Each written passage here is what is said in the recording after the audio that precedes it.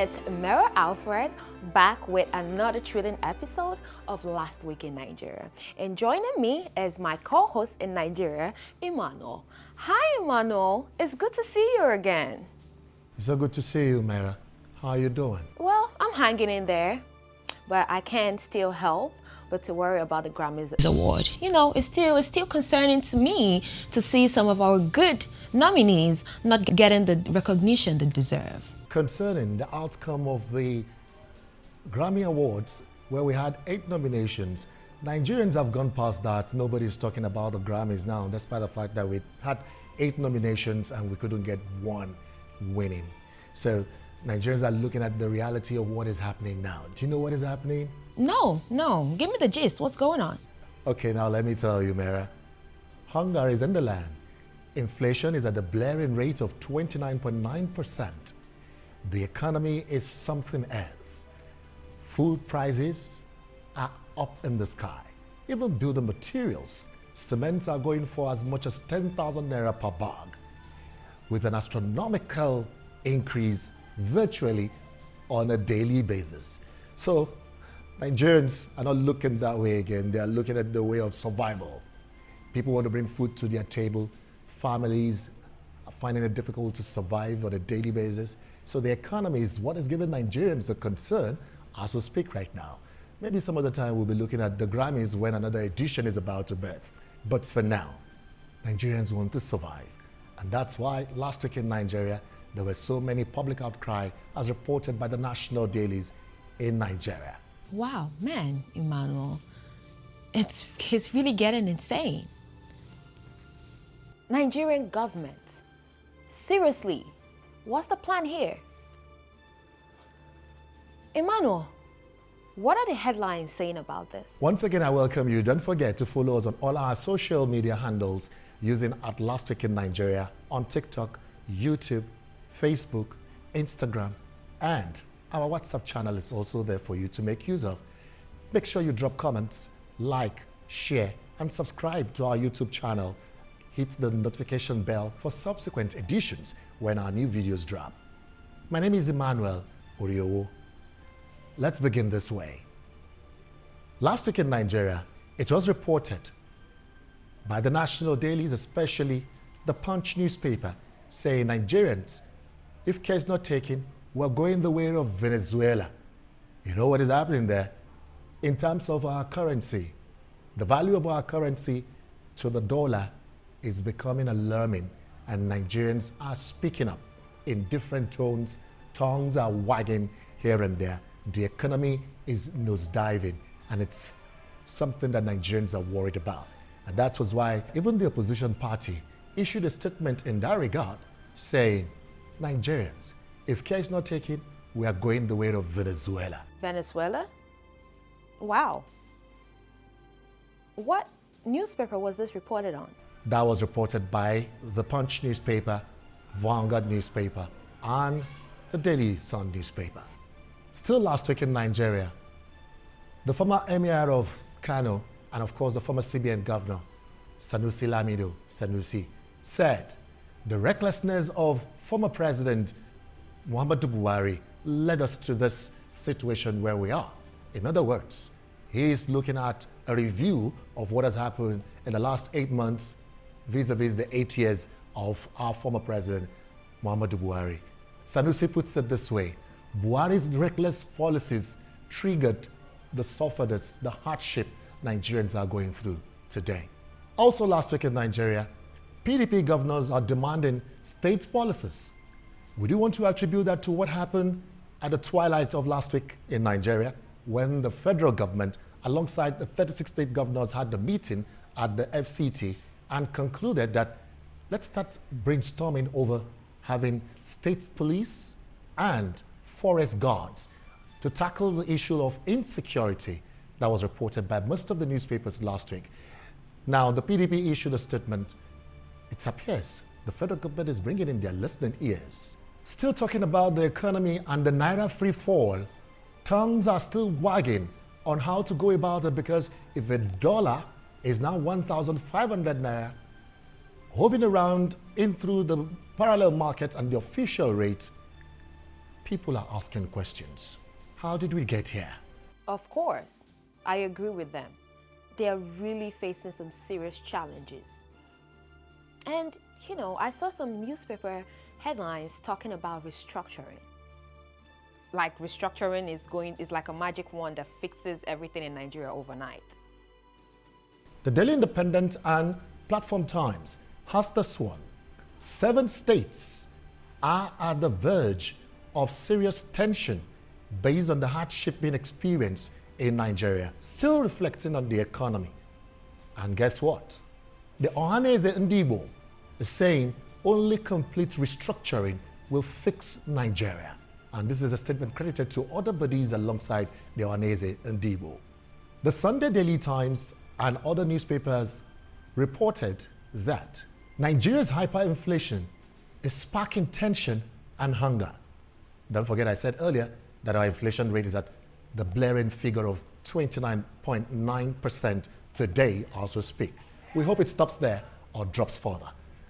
To increase, we don't want Nigerians can't wait to experience what will be happening next, because prices of goods and products, especially food, are on the rise on a daily basis. Business Day brings us this particular story, and it says, subsidy removal, foreign exchange are the bonanzas that are trailing the sufferings Nigerians are experiencing today. That was reported by the national dailies last week in Nigeria. Amid hardship, IMF urges federal government to completely halt payment of fuel, electricity subsidy. Prices of foods and other items are up in the sky. That was reported by the Vanguard newspaper and every other newspapers last week in Nigeria. Prices of cement soared high to as much as 60%. Like I told you at the opening of this program, that the prices started changing from about a couple of weeks ago. We had it at 7,000 plus, suddenly it jumped to 8,000, suddenly 9, and now 10,000 naira per bag. All of that were reported by our national dailies last week in Nigeria. The Guardian has this one. Exiting oil firms in the Niger Delta are responsible for 36.1 million liters of crude oil in the last 8 years. In terms of pollution, as reported by the Guardian newspaper, that the exiting oil companies are responsible for the pollution of over 36.1 million liters in the last 8 years. The Nation newspaper has this one. Governors, NSA, all are coming together to battle the issue of insecurity and food shortages across the nation. How they want to go about that, we'll keep our fingers crossed. The Business Day has this one. Central Bank for the first time in 5 to 8 months come out to sell dollars. Why? To force down the FX exchange rate. Daily Trusts, The Punch, The Matrix, they have this one on hardship. Nigeria sitting on a keg of gunpowder. That statement has been coming for years now. With speaking, the Sultan of Sokoto is saying this. Tinubu governors meet over food crises and security. Emirs, MBA lament hardship. Worsening living condition. APC, PDP governors in war of words. We will distribute 42,000 metric tons of grains for free, FG tells citizens. No, crashing of food prices is better, says experts. President meets top offer.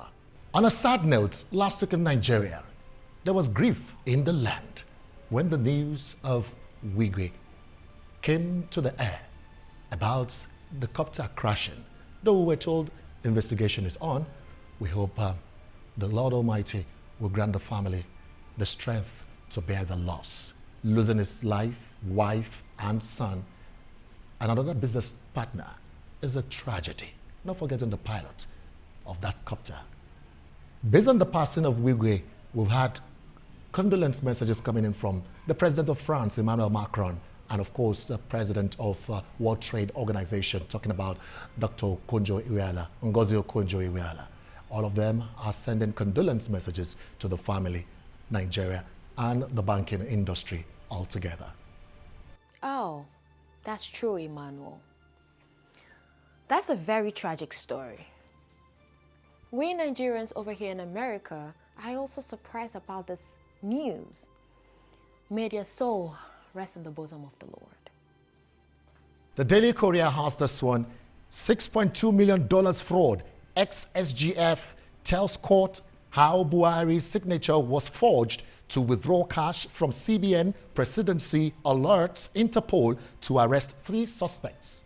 FG asked for more time as Labour insists on strike ultimatum, promises to fast-track implementation of 16-point agreement. Minimum wage should be reviewed annually. Exciting times for Nigerians as cocoa exporters are seeing the soaring of cocoa prices. This life, balance.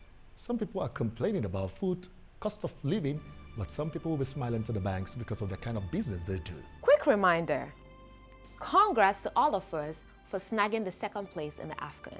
And big props to our boys for playing their hearts out. Tough break on missing the cup, but hey, we gave it our all. Emmanuel, what are the headlines saying about this?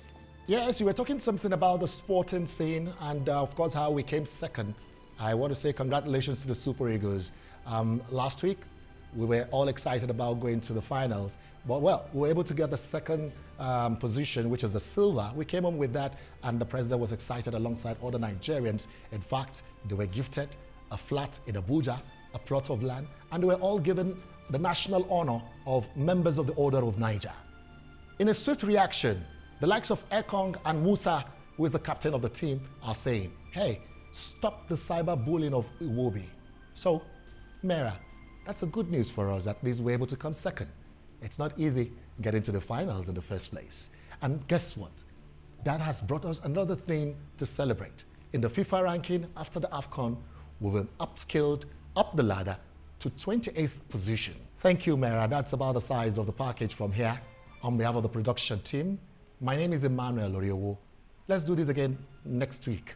And don't forget to follow us on all our social media handles at Last Week in Nigeria on TikTok, Instagram, Facebook, and don't forget to use the YouTube channel. Subscribe, share, like, and drop your comments.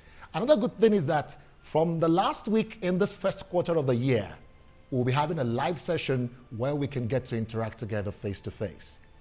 That is coming, and that will be the trend every quarter. We'll get to have a review of what we've been doing. We'll bring in an analyst to talk to us about what has been happening, and that will be live from our channel. You have the opportunity to comment and be with us live. Thank you once again for being there. Bye for now. Thank you, Emmanuel. It was good to see you today. Don't forget to stay safe, and I'll catch you next week. Thank you. Folks, we've come to the end of today's episode of Last Week in Nigeria. Don't forget to subscribe to our YouTube channel at Last Week in Nigeria, turn on the notification bell, and check us out on our website and follow us on our social media platforms, where we'll be going live soon. And there you can get updated on the days and times we would be live. I'm still your host, Mara Alfred. Until next week.